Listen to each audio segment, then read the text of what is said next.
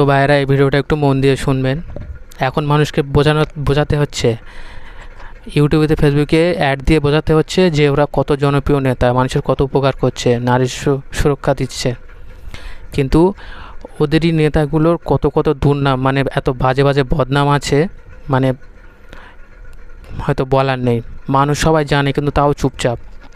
মানুষ ভাবছে যে দেশের ভালোর জন্য একে থাকা দরকার, কিন্তু আমার সাথে কথা হলো একটাই, দেশকে ভালো রাখতে গেলে ভালো মানুষকে হতে হবে। কারণ এরা ভালো মানুষ মুখে, চরিত্রে নয়। আমরা এতদিন এদের রাজত্ব দেখেছি, এরা কত উপকার করেছে, মানে ক্ষতি করেছে, উপকার করেছে, আমরা তো দেখছি।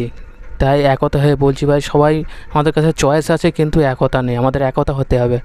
হিন্দু মুসলিম আমাদের ঝগড়া করতে কোনো লাভ নেই। তুমি তোমার ভাত খাবে, আমি আমার ভাত খাবো, আমাদের কোনো অসুবিধা নেই কারোর। কিন্তু এরাই আমাদের সাথে দ্বন্দ্ব লাগাচ্ছে, মনে হিংসা ঢোকাচ্ছে। আর গদি মিডিয়া তো কী বলবো, গদি মিডিয়া মানে ওর কথা বাদই দাও। তাই বলছি সবাই মিলে একতা হতে হবে আমাদেরকে। সবাই মিলে একটাই সরকার চুনবো, একটাই সরকার থাকবে যে 5 বছর যদি কাজ করে তাকে রাখবো। 5 বছর পরে যদি কাজ না করে পুরো হটিয়ে দেবো। 12-14 বছর এদের রাজত্ব দেখেছি আমরা, মানে সবাই বুঝে গেছে এরা কেমন।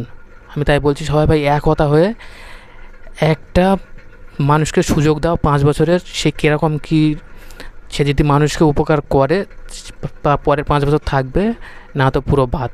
প্রত্যেক 5 বছরে সরকার চেঞ্জ করো ভাই। আমরা ওরা নেতারা সবাই মানুষ, কারোর কাছে ছোঁয়ার মানে এক্সট্রা কোনো পাওয়ার নেই।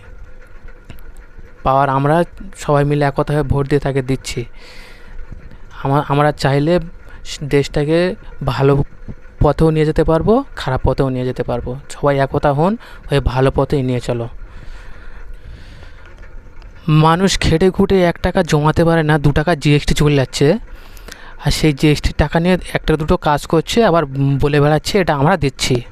যেন ওরা খেটে নিজের রোজটা পাবলিকে বিলে দিচ্ছে, এরকম কথা বলছে।